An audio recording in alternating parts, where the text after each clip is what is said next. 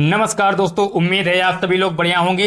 हम लोग लगातार दोपहर 12 बजे एक सीरीज कंटिन्यू चला रहे हैं। ये सीरीज काफी महत्वपूर्ण है, लोगों को पसंद भी आ रही है। अगर आपको भी ये सीरीज पसंद आ रही है और आपको चीजें समझ में आ रही हैं तो कमेंट में अपनी प्रतिक्रिया देना ना भूला करें और प्रश्नों को जब हल किया करें तो कंप्लीट हल किया करें, जिससे कि आप लोगों को अपना ज्ञान का स्तर मालूम चल पाए कि आप लोगों ने कितने सही प्रश्नों का जवाब दिया है। आज की एक और वीडियो में आप लोगों का बहुत ही बहुत वेलकम है, स्वागत है। उम्मीद है आप सभी लोग बढ़िया होंगे। चलिए हम आज की सुपर फास्ट वीडियो को शुरू करते हैं, लेकिन सबसे पहले अगर चैनल पर नए हैं तो सब्सक्राइब कीजिएगा। वीडियो को लाइक नहीं किया तो लाइक का बटन दबाइए और वीडियो को अपने दोस्तों में, ग्रुपों में, जहां भी आप शेयर कर सकते हैं शेयर कीजिए।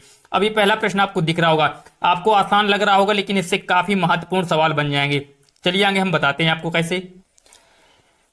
इस एक प्रश्न से हम 4 सवाल बनाने वाले हैं। चलिए देखते हैं कैसे। पहला प्रश्न आपको दिख रहा होगा दोस्तों, आपको दिख रहा है कि फूलों की घाटी कहां पर स्थित है। फूलों की घाटी, कौन से राज्य को फूलों की घाटी के लिए जाना जाता है?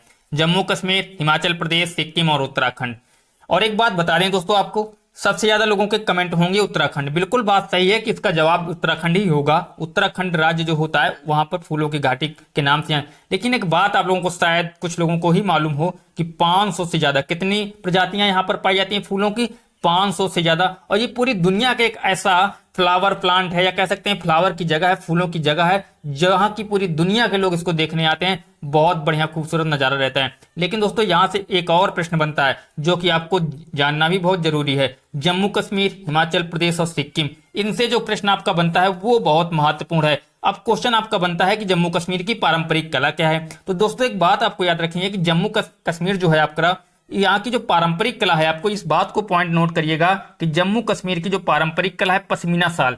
क्वेश्चन आता है कि पश्मीना शाल का संबंध किस राज्य से है, तो आपको इस बात को याद रखना है कि पश्मीना शाल जो होता है, पश्मीना शाल इतना पतला होता है लेकिन इतना ज्यादा ये गर्मी देता है शरीर को, यानी ये ठंडे इलाकों के लिए बनाया जाता है। और ये जो बनता है ना, इतना पतला और इतने मेहनत से बनता है, ये इतने लंबे समय से बनता है। इसकी कीमत भी लगभग 15 से 20 हजार, 25 हजार, यानी कि बहुत महंगा बिकता है ये। तो ये पश्मीना शाल के बारे में अगर आपसे पूछा जाए तो आपको याद रखना है कि पश्मीना शाल जम्मू कश्मीर से संबंधित है। लेकिन अगर एक क्वेश्चन और पूछा जाता है कि जनजाति के बारे में, जम्मू कश्मीर की जनजाति कौन सी है, तो आपको इस पॉइंट को भी याद रखना है कि बकरवाल जो है ये जम्मू कश्मीर की जनजाति है। बकरवाल क्या बोलते हैं उसको? बकरवाल उसको बोलते हैं, जम्मू कश्मीर की जनजाति को। इस पॉइंट को भी आपको नोट करना है। अगर यहीं पर हिमाचल प्रदेश की जनजाति आपसे पूछी जाए तो काफी ज्यादा इंपॉर्टेंट रखती है ये बात कि गद्दी जनजाति यहाँ निवास करती है हिमाचल प्रदेश में। इस पॉइंट को भी आपको नोट करना है। यहीं पर अगर आपसे पूछा जाए सिक्किम की जनजाति के बारे में, तो दोस्तों आपको ये बात याद रखनी होगी कि लेप्चा जनजाति जो है आपकी, वो सिक्किम में पाई जाती है। तो ये सारे पॉइंट बहुत ही इंपॉर्टेंट हैं। अगर ये फूलों की घाटी से जुड़ा हुआ प्रश्न आपसे पूछा गया तो इसका सीधा सा जवाब हो जाएगा डी नंबर। लेकिन अगर जनजातियां, पारंपरिक कला के बारे में पूछा जाएगा तो हमने इसको डिस्कस किया है। और डिटेल में पढ़ना है तो वीडियो आपको मिल जाएगा चैनल पर। लाइव क्लास 9 बजे रात डेली होती है, उसमें जरूर जुड़िएगा, जिससे कि आप लोगों को डिटेल में चीजें समझ में आएंगी। वीडियो पसंद आता है तो लाइक शेयर करिएगा। आगे चलिए देखते हैं, पौधे जो होते हैं वायुमंडल का शुद्धिकरण कैसे करते हैं। जो पौधे होते हैं, अब लोग कहते हैं कि जितने ज्यादा वन लगाए जाएंगे उतना ही हमारा प्रदूषण कम होगा, वायुमंडल उतना ही शुद्ध होगा। कैसे करते हैं, प्रक्रिया क्या होती है?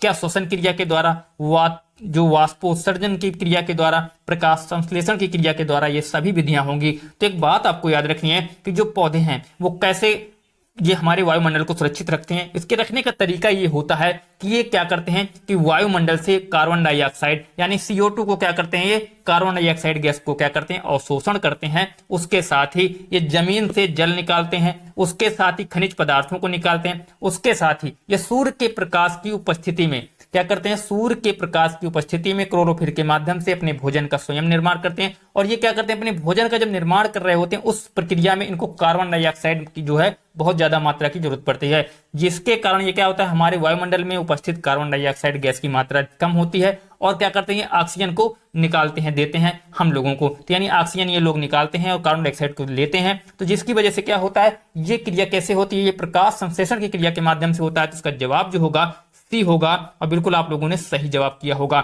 चलिए आगे देखते हैं, ये क्वेश्चन ही काफी इंपॉर्टेंट क्वेश्चन है, बर्फ पर अंडे देने वाला पक्षी। अब ये काफी लोगों को शायद मालूम हो और हो सकता है कि काफी लोगों को ना भी मालूम हो ये कौन सा पक्षी है जो बर्फ पर अंडे देता है। लेकिन इससे जुड़ा हुआ एक और क्वेश्चन बहुत पूछा जाता है कि आपको बताना होगा कि हमारे लिए कौन सा ऐसा पक्षी है जो नहीं उड़ सकता, उड़ नहीं सकता लेकिन पक्षी है, लेकिन वो उड़ नहीं सकता, यानी उड़ने में सक्षम नहीं है, तो वो आपका जवाब होना चाहिए पेंगुइन, ठीक है ना। लेकिन हमिंग बर्ड बहुत छोटी पक्षी होती है, इसके बारे में भी क्वेश्चन आता है, इसके बारे में भी हमने बता रखा है। तो पेंगुइन जो है आपकी, पेंगुइन जो है ये उड़ने वाला पक्षी नहीं, लेकिन ये तैनाक बहुत अच्छा होता है। क्या होता है? तैनाक बहुत अच्छा होता है। और ये मिलता कहाँ पर? ये बर्फीले इलाकों में पाया जाता है। इस बात को आपको नोट डाउन रखना है कि ये क्या होता है, बर्फीले इलाकों में पाया जाता है। और जो पेंगुइन के अंडे होते हैं उनकी रक्षा कौन करता है, देखभाल कौन करता है? तो नर पेंगुइन। इस पॉइंट को भी याद करिएगा, नर पेंगुइन क्या करता है, इनके अंडों की देखभाल करता है। तो इसका जवाब हो जाएगा डी नंबर।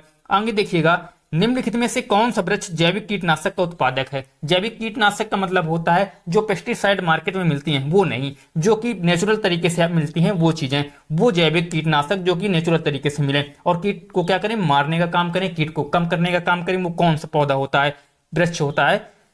नीम का, देवदार का, चीड़ का या ओक का। एक बात देखी होगी, अगर आप लोग ज्यादातर लोग गांव से ही निवास करते हैं तो नीम की पत्तियां, जब कोई फसल तैयार होती है, भंडारण किया जाता है, तो नीम की पत्तियां क्या की जाती है, सुखाकर डाली जाती है भंडारण में। क्यों? क्योंकि कीटनाशक का काम करती है हमारी नीम का जो पौधा पेड़ होता है, इनकी जो पत्तियां होती हैं पूरी की पूरी नीम ही औषधि गुणों से क्या होती है, सब लोगों को लाभान्वित करती है। नीम जिसका होगा सही जवाब होगा आपका ए नंबर। तो बिल्कुल आप लोगों ने किया होगा। कमेंट में जाकर अपने स्कोर जरूर बताइएगा, 10 में से आप लोगों ने कितने सही जवाब दिए हैं। आगे बताइएगा, निम्नलिखित में से कौन सी प्राकृतिक वनस्पति मरुस्थलीय प्रदेशों में पाई जाती है? जो प्रकृति की वनस्पति है वो मरुस्थलीय प्रदेशों में पाई जाती है। मरुस्थलीय प्रदेश ऐसे प्रदेश होते हैं जहां पर वर्षा कम होती है, गर्मी बहुत ज्यादा पड़ती है और वहां पर क्या होती है, रेगिस्तानी इलाका होता है मरुस्थली में। और यहाँ पर कैसे पौधे, सामान्य पौधे यहाँ पर उग नहीं सकते, रह नहीं सकते, निवास नहीं कर सकते। तो आपको इस बात को याद रखना होगा, कटीले झाड़ियां यहाँ पर ज्यादा उगती हैं। क्या होती है? कटीली झाड़ियां यहाँ पर ज्यादा उगती हैं। अब कटीली झाड़ियों में से आपको इसमें से 4 विकल्प दिख रहे होंगे, कौन सा इसका सही जवाब होगा? उम्मीद है आप लोगों ने चुन लिया होगा। महोगनी, कैक्टस, फर और चंदन। तो एक बात याद रखना है आपको, जो कैक्टस होता है इसका सही जवाब होगा बी नंबर। बी नंबर जो होगा कैक्टस का, ये होता है सही जवाब। तो उम्मीद है इसका सही जवाब आप लोगों ने कर दिया होगा। आगे देखिएगा, क्वेश्चन नंबर 6वां, हमने इसके बारे में भी बता रखा है। दही निर्माण हेतु तो सूक्ष्म जीवी उत्तरदायी है। तो दही के निर्माण में जीवाणु काम करता है, ये आपको बता चुके हैं हम कि जीवाणु जो होता है वो क्या करता है, दही के निर्माण में काम करता है। और 4 विकल्प आपकी स्क्रीन पर है, कौन सा जीवाणु काम करता है? तो लैक्टोबैसिलस। बिल्कुल सही जवाब आपका होगा डी नंबर। लैक्टोबैसिलस जीवाणु जो होता है वो काम करता है दही को जमाने में, ये एक प्रकार का जीवाणु है। इस पॉइंट को भी आप लोग याद रखेंगे। इसका सही जवाब होगा डी नंबर। क्वेश्चन नंबर 7वां, जो मानव रुधिर वर्ग की खोज सर्वप्रथम किस वैज्ञानिक ने की? इस क्वेश्चन का जवाब दीजिएगा। मानव रुधिर वर्ग की खोज किस वैज्ञानिक ने की थी? फटाफट से इसका जवाब दीजिएगा। बहुत बढ़िया, आप लोगों के उत्तर अभी तक कमेंट में नहीं दिख रहे हमें, बताइएगा मानव रुधिर वर्ग की खोज किसने की। और एक भी आपको बताना है, कमेंट में एक चीज को और बताना है कि जो रुधिर वर्ग है कितने प्रकार का होता है, रुधिर वर्ग कितने प्रकार का होता है, ये कमेंट करिएगा। और इसका जो सही जवाब होगा क्वेश्चन नंबर 7 का बताइएगा, लैंड स्टीनर या फिर आपका जेंगिंस या पेंटिन एंड मास्ट या कार्ल मार्स। सही जवाब क्या होगा? क्वेश्चन नंबर 7 का। फटाफट से जवाब दीजिएगा। सही जवाब, बिल्कुल जवाब अगर आप लोगों ने किया है लैंड स्टीनर, तो याद रखिएगा इन्होंने ही रुधिर वर्ग की खोज की थी। क्या की थी? रुधिर वर्ग की खोज की थी। बिल्कुल, बहुत बढ़िया। चलिएगा, अब क्वेश्चन ये बहुत ज्यादा पूछा जाता है, प्याज, अदरक, आलू। अब ये क्यों पूछा जाता है? क्योंकि इससे क्वेश्चन ये बनता है कि ये जड़ है कि तना है कि अपस्थानिक है कि स्थलपत्र है। तो जो प्याज होती है, आलू होती है या अदरक होती है, ये है क्या है? कुछ लोगों को लगता है जड़ है, कुछ लोगों को लगता है तना है। तो इसका सही जवाब क्या होगा? जड़ होगी कि तना होगा, अपस्थानिक होगी कि शल्कपत्र होगा? तो एक बात याद रखिएगा, ये ना तो शल्कपत्र है ना तो अपस्थानिक है। अब आपके पास 2 विकल्प बचते हैं, जड़ है कि तना है। तो एक बात याद रखिएगा, काफी ज्यादा इंपॉर्टेंट क्वेश्चन है, वेरी इंपॉर्टेंट क्वेश्चन है, ये काफी ज्यादा पूछा जाता है। तो ये आपका होगा तना, ठीक है ना। प्याज, आलू, अदरक की जो भी चीजें हैं ये क्या है? ये तने हैं, ध्यान रखिएगा इस बात को। आगे देखेंगे, प्रकाश संश्लेषण क्रिया में पादपों के यानी पौधों के द्वारा वातावरण में कौन सी गैस अवशोषित की जाती है? जो पौधे होते हैं वो हमारे वायुमंडल से कौन सी गैस का अवशोषण करते हैं जब अपनी भोजन प्रक्रिया का निर्माण कर रहे होते हैं या भोजन बना रहे होते हैं? और ज्यादातर वो क्या करते हैं? कार्बन डाइऑक्साइड गैस का क्या करते हैं? CO2 का क्या करते हैं? अवशोषण करते हैं। इस बात को आपको याद रखना है, CO2। एक क्वेश्चन यहीं पर बनता है कि जो नाइट्रोजन है आपकी, एक क्वेश्चन यहाँ पर बनता है कि नाइट्रोजन हमारी पृथ्वी में कितने प्रतिशत पाई जाती है, ऑक्सीजन हमारे पृथ्वी में कितने प्रतिशत पाई जाती है। इसका जवाब कमेंट में हम लेंगे आप लोगों से, तो जवाब दीजिएगा कमेंट में जरूर जाके। और इसका जो सही जवाब होगा सी नंबर, इसका सही जवाब होगा कार्बन डाइऑक्साइड गैस। आगे देखिएगा, कांटेनुमा पत्तियों को दर्शाकर, कांटेनुमा पत्तियों को दर्शाकर एक टीचर क्या करता है, किस प्रकार के पौधे के बारे में पढ़ा रहा है? कांटेनुमा में पत्तियां हैं, टीचर पढ़ा रहा है, एक बोर्ड में, ब्लैक बोर्ड में उसने बना दिया, कोई पत्ती बनाई, उसमें कांटे निकाल दिए। अब वो बच्चों को क्या पढ़ा रहा है ये आपको गेस करना है, ये अनुमान लगाना है। स्थलीय पौधे, जलीय पौधे, उभयधर्मी या मरुस्थलीय पौधे।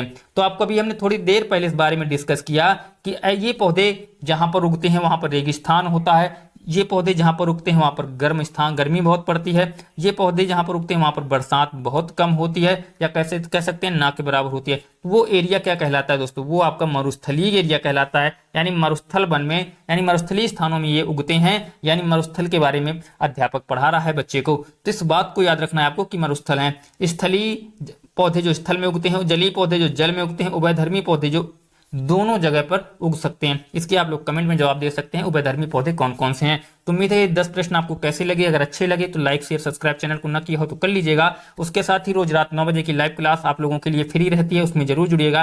दोपहर 12 बजे वाले जो भी चीज सीरीज चल रही है उसके लिए भी आप लोग चैनल को सब्सक्राइब कर सकते हैं। बहुत जल्द आपको और ही अच्छा कंटेंट मिलेगा, और भी बेहतरीन चीजें आपको मिलेंगी। 2 से 3 चीजें और मिलेंगी, 4 बजे भी आपको और शाम को 8 बजे 2 क्लासें और मिलेंगी, जो कि आपके लिए सफिशियंट होंगी आगे आने वाली सभी भी शिक्षक पात्रता परीक्षा, शिक्षक भर्ती परीक्षा, किसी प्रकार की अगर पर्यावरण या हिंदी से जुड़े हुए सवाल होंगे तो हम डिस्कस करते रहते हैं अपने चैनल पर। चलिए आज के लिए इतना है, फिर कल मिलते हैं। तब तक के लिए बाय बाय, टेक केयर, खुश रहिए, मुस्कुराते रहिए, अपनी और अपनों का ख्याल रखिएगा। उसी के साथ चैनल को सब्सक्राइब कर लीजिएगा। बाय बाय, टेक केयर सभी साथियों को।